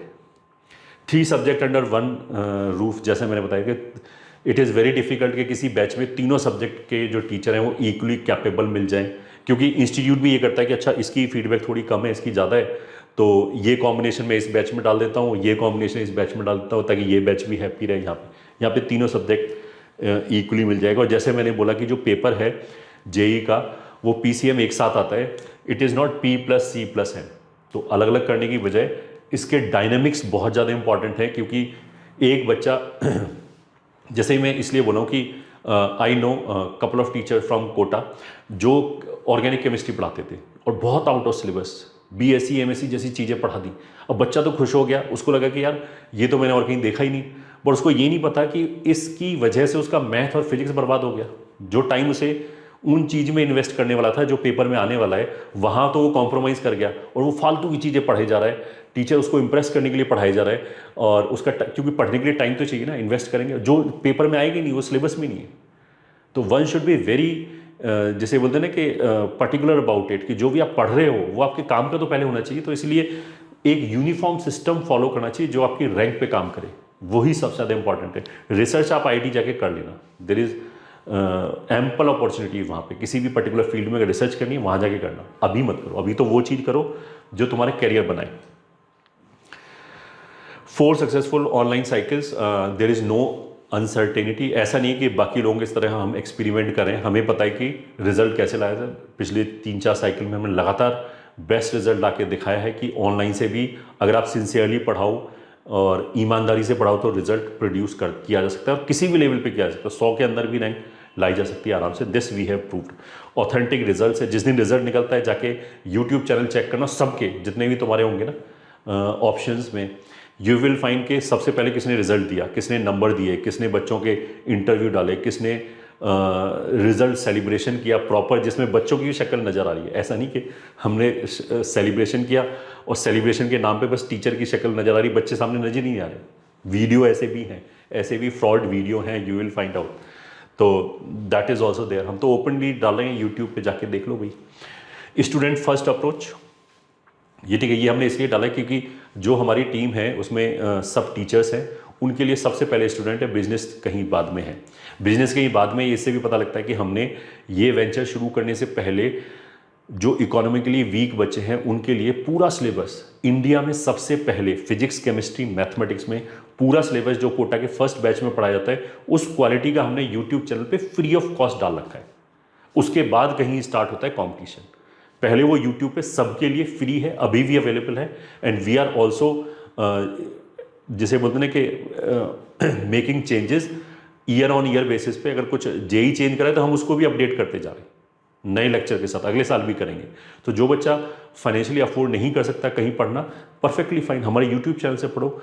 बच्चा अगर मेहनती है, सेल्फ मोटिवेटेड है, तो वो कोई भी रैंक ला सकता है। Every year you will find some example जो टॉप 100 के अंदर रैंक लाया, उसने हमारे चैनल को हेल्प किया। तो इसलिए मतलब ये ऐसा नहीं है कि हमने कहीं से फंडिंग ले ली, अब उसको जवाब दे रहा है कि उसको 1 का 10 बना के देना है, तो हम बच्चों को आगे बेवकूफ़ बनाना चालू कर देंगे, ये कोर्स ले ले, अच्छा ये एक और कोर्स आ गया ये भी खरीद ले। हमारा ऐसा कुछ नहीं है। हमारे लिए तो बच्चा और उसका रिजल्ट सबसे ज़्यादा इंपॉर्टेंट है, और जिसका इंटेंट यू कैन सी हमारे यूट्यूब चैनल पे। मतलब आज अगर हम अपने यूट्यूब चैनल को बंद करके, जैसे कुछ लोगों ने और कर रखा है, ये ठीक है, बहुत सारे लोगों ने ऐसे कर रखा है कि पहले यूट्यूब से जनता घेर लिया, फिर उन्होंने चीज़ों को डाइल्यूट कर दिया यूट्यूब पे और अपना कोर्स बेचने के लिए। अगर हम ये कर दें हमारा बिजनेस और ही 4 गुना हो जाए, but we will never do it. हमने तो यूट्यूब से, जब बच्चा बोलता है कि हमारा डिस्ट्रैक्शन होता है, तो फ्री ऑफ कॉस्ट अपनी ऐप बना के, ऐप पे हमने डाला है टीम कंपटीशन पे ना, कि बच्चे को अगर यूट्यूब पे ऐड देखने में दिक्कत आ रही है, ऐड की, क्योंकि ऐड लगाना इसलिए जरूरी है क्योंकि तभी वो डिस्कवर होता है कंटेंट, वरना वो डिस्कवर ही नहीं होता। तो इसलिए ऐड को रोकना भी सही नहीं है। तो हमने अपनी ऐप बना के बच्चों को दी थी कि यहाँ पे फ्री में पढ़ लो भाई। तो यहाँ पे हमने सारे लेक्चर्स को डाल रखा है प्लेलिस्ट में, यहाँ से पढ़ लो अगर तुम्हें ऐड से दिक्कत है। हम तो बच्चों को इतना सोच रहे हैं। हमारे लिए तो बिजनेस बहुत दूर की बात है, सबसे पहले स्टूडेंट है, और स्पेशली जो बच्चा फाइनेंशियली वीक है, he has a right to study India के अंदर, and we are providing that in NEET में भी प्रोवाइड करें, नीट का भी हमारा चैनल है, और IIT JEE के अंदर भी, और वो भी क्वालिटी कॉन्टेंट। मतलब इस कंटेंट को पढ़ के तो बहुत सारे टीचर अपने ऑफलाइन में पढ़ा रहे हैं। You may find it funny, but it is serious कि बहुत सारे इंस्टीट्यूट में जो बहुत सारे इंस्टीट्यूट इसका फ़ायदा उठा रहे हैं, जो ऑफलाइन वाले जो टॉप इंस्टीट्यूट है वो इसका फ़ायदा उठा रहे हैं। वो नए बच्चे बिल्कुल लेते हैं, बोलते हैं देखो ये यूट्यूब देखो, डेली यहाँ से देख के जाके क्लास में पढ़ाओ। मैनी जो भी छोटे छोटे जगह पे सेंटर हैं, बड़े बड़े इंस्टीट्यूट के ना, जो यूनिकॉर्न के आसपास है, वो छोटे छोटी जगह पे जो उन्होंने ऑफलाइन के सेंटर खोले हुए हैं, वहाँ पे वो यंग बंदों को, बीटेक पास वाले बंदों को वो बोलते हैं कि जो ये पढ़ाई जा रहा है इस यूट्यूब चैनल पे, ये देखो और क्लास में जाके इसका 50% भी डिलीवर कराओ, बस बहुत है। अब वो ठीक है कंटेंट तो डिलीवर कर देंगे, पर बाकी की जो टीचिंग की स्किल्स है वो बच्चा अभी तो नहीं आएगी, बट हो सकता है कि जो सिंसियर होगा उसमें 4-5 साल में आ जाएगी। But this is being done, and ये कोई जोक नहीं है। मतलब ये ऐसे नहीं कि मैं अपने बर्थडे मारूँ, ये ठीक है, दिस इज़, आप किसी भी हमारे चैनल पे जाओ, किसी भी जैसे PNC का लेक्चर निकाल लो कोई भी, और लेक्चर वाले मतलब वो बाकी के वीडियोस नहीं, जो स्ट्रेटजी है वो वाले वीडियो नहीं, जो लेक्चर वाले प्योर जिसमें पढ़ाई की गई है, उसके वीडियो में जाके नीचे कमेंट पढ़ लो तो तुम्हें पता लग जाएगा कि यहाँ पे कितनी सिंसियर जनता है। किसी दूसरे चैनल पे जाके पढ़ लो, वहाँ पे कितनी सिंसियर जनता है। अगर तुम्हारे अंदर मतलब एवरेज IQ है, you will be able to differentiate कि यहाँ पे कौन सी क्राउड है, यहाँ पे कौन सी क्राउड है। फिर वन स्टॉप सोल्यूशन है, जैसा हमने बोला कि अगर एक बार बच्चा हमारे यहाँ पे हमसे एसोसिएट होता है, उसे बाकी किसी भी जगह पे कुछ भी करने की ज़रूरत नहीं है, चाहे वो इन्फॉर्मेशन हो, चाहे वो राइट गाइडेंस हो, मटेरियल हो, किसी भी जगह पे जाने की जरूरत नहीं। Each and everything is under one roof. Customization, I have already said कि कस्टमाइजेशन पॉसिबल है हर बच्चे की नीड के हिसाब से, वो केवल यहीं पॉसिबल। हमारा मोट्टो केवल क्या है, sincere studies, no time wastage. ये ठीक है, मतलब कोई जोक वो करिए, फालतू की चीज़ें नहीं जिससे बच्चे का टाइम वेस्ट हो। ये बच्चे का मोस्ट इम्पॉर्टेंट, जैसे बोलते हैं ना, ईयर है बच्चे के पूरे करियर के लिए। जो अगला 30-40 साल का करियर, वो इस बात पर डिपेंड करता है कि अभी वो कितनी मेहनत करता है। अगर अभी मेहनत करता है तो आगे की लाइफ में वो खूब जोक वोक और शायरी, ट्रैवलिंग सब कुछ कर सकता है, ये ठीक है। बट अगर अभी उसका कॉम्प्रोमाइज़ होता है तो उसका इफेक्ट आगे आता है, कई गुना इफेक्ट आता है, दैट वी अंडरस्टैंड। और मतलब even we do not want to be popular, we want to be effective. मतलब बच्चा भले ही ये बोले कि यार हमारी क्लास में थोड़ा बोरिंग है, पढ़ाई चल रही है, तो हम तो भैया ऐसे ही पढ़ाना जानते हैं, ऐसे ही रिजल्ट प्रोड्यूस होता है। आई डू नॉट वांट कि एक बच्चा सामने से, उसको नहीं पता कि उसका भला क्या है, ये ठीक है, उसे लगता है कि चटपटी बातें हों, टीचर अपनी स्टोरी सुनाए, ये ठीक है, लड़का लड़की वाली बातें हों, फिर उसे मजा आए। उसको मज़ा आ रहा है बट उसकी रैंक कॉम्प्रोमाइज़ हो रही है। भाई हमें ऐसे बच्चे चाहिए नहीं, ये ठीक है, हमें ये वाला पाप नहीं चाहिए। तो हमारे यहाँ तो प्योर पढ़ाई की जाती है। मतलब तुम इसको ऐसे बोलो कि अगर हमारे काम में पढ़ाना, तो हम पढ़ाना ही जानते हैं और वहीं पढ़ाते हैं। अगर किसी को स्टैंड अप कॉमेडी देखनी है तो वो यूट्यूब पे बहुत सारे और चैनल हैं स्टैंड अप कॉमेडी के लिए, क्योंकि वो इसमें स्पेशलाइज करते हैं। दो चीज़ों को साथ में मिला के थोड़ा बेचा जा सकता है। मतलब अगर मैं कार खरीदने गया और कार वाला बोले कि ये जग इसके साथ फ्री है तो वो कोई किसी का ध्यान हमारा कार पे ही होगा ना, हमें तो कार के अंदर फैसिलिटी चाहिए क्योंकि मैं वो खरीदने आया था। मेरे को ये थोड़ा नहीं जगह अच्छा ये टेम्परेचर भी बता देता है इसमें पानी गर्म भी कर सकते हैं, इस तरह की चीज़ें वो बताने लगे। तो ऐसा थोड़ा कि वो दो चीज़ों को मतलब अगर दूसरी कोई साइड वाली चीज़ और उसमें इंक्लूड कराए तो वो उसका स्पेशलिस्ट तो होगा ही नहीं, तो दोनों ही चीज़ उसकी कॉम्प्रोमाइज़ होगी। कहने का मतलब क्या है कि जब हम पढ़ाने वाला जो इंस्टीट्यूट है, जो एजुकेटर है, अगर वो इंटरटेनर का काम करने लगे तो ना तो वो ढंग का एजुकेटर होगा ना वो ढंग का इंटरटेनर होगा। इंटरटेनमेंट करने वाले को इंटरटेनमेंट का काम कर देना चाहिए। हमारा काम एजुकेशन का है, हमें एजुकेशन पे ही फोकस करना चाहिए। हमारी फिलॉसफी है इनहेरेंट, भले ही उससे 10,000 बच्चे नाराज हो जाएं या फिर उनको ये अट्रैक्टिव ना लगे, but we can not play with career of the student. हम तो वही बोलेंगे जो उसकी भलाई के लिए होगा, उसको भले ही आज रियलाइज ना हो रहा हो, 10 साल बाद रियलाइज होगा उसको कि उसने क्या किया था। लीडर इन इनोवेशन, जैसे हमने बोला कि किसी भी तरह का जेई में चेंज होता है, पिछले 3-4 सालों से काफ़ी चेंज होते ही चले जा रहे हैं। We are the first one to respond. उसके बाद जैसे हमने एक साइकिल चला दिया, फिर अगली साइकिल में यू विल फाइंड कि बाकी लोग भी कॉपी करना चालू कर देते हैं। जैसे हमारा फास्ट लेन हो गया, फास्ट लेन हमने कॉन्सेप्ट दिया था, उसके बाद बाकी लोगों ने भी कुछ कॉपी करने लगे। इस साल जेई ने कोर्स कट किया है, वो हमने सबसे पहले इंप्लीमेंट किया है, बाकी लोग अभी उसको फॉलो करेंगे, अगले साल तक शायद हो पाएगा कुछ। जेन्युइन एडवाइस, जैसा मैंने बोला कि we do not want to be popular, we want to be effective. बच्चा 10 साल बाद भी याद रखेगा यार मेरे कैरियर में सबसे बड़ा टर्निंग पॉइंट ये था कंपटीशन में एडमिशन लेना। ठीक है, social work that we have said कि अगर इंटेंट अच्छा है तो वो हर चीज़ में रिफ्लेक्ट होता है। वो जो जिसे बोलते हैं डिसिप्लिन हो गया या फिर सच्चाई होगी, हर जगह नजर आती है। तो हमने यूट्यूब पे अगर सारा डाला है विदाउट थिंकिंग कि हमें कितना लॉस होगा फ़ायदा होगा, बच्चे हमारे लिए सबसे ज़्यादा इंपॉर्टेंट है। हमारे लिए जो ब्रांड एम्बेसडर हैं वो कोई सेलिब्रिटीज़ नहीं हैं। तुमने देखा होगा बहुत सारे इंस्टीट्यूट, बड़े बड़े यूनिकॉर्न, जिन्होंने किसी को फुटबॉल स्टार को बुलाया, किसी ने बॉलीवुड के स्टार को बुलाया, वो बंद होने की कगार पे या बंद हो चुके हैं।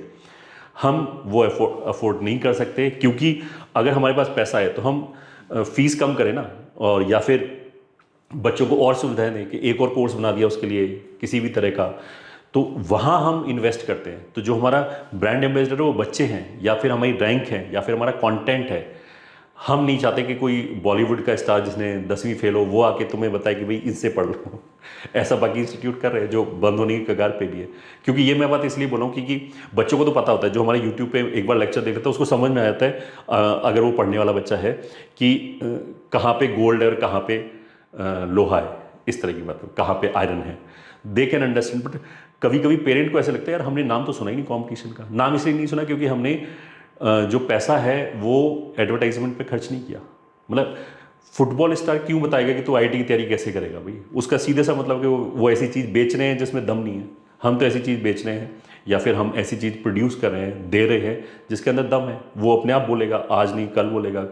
बच्चे अपने आप बोलते हैं, बच्चे तो समझ में आ जाता है यूट्यूब से देखे कि कंटेंट की क्या क्वालिटी है। पेरेंट्स को कभी कभी ऐसा लगता है कि हमने कभी टीवी पे नाम नहीं सुना, अखबार में नाम नहीं देखा, इसलिए नहीं देखा because we are not spending on ads. ये ठीक है, उस लेवल पे जितना बाकी लोग कर रहे हैं स्पेंड नहीं कर रहे हैं, इसीलिए हम सिंसियरली बच्चों को केवल वही बात बोलते हैं जो उनकी भलाई के लिए। मतलब फिर हम हार्ड सेलिंग नहीं करते, ज़बरदस्ती चीज़ें नहीं बेचने की कोशिश करते।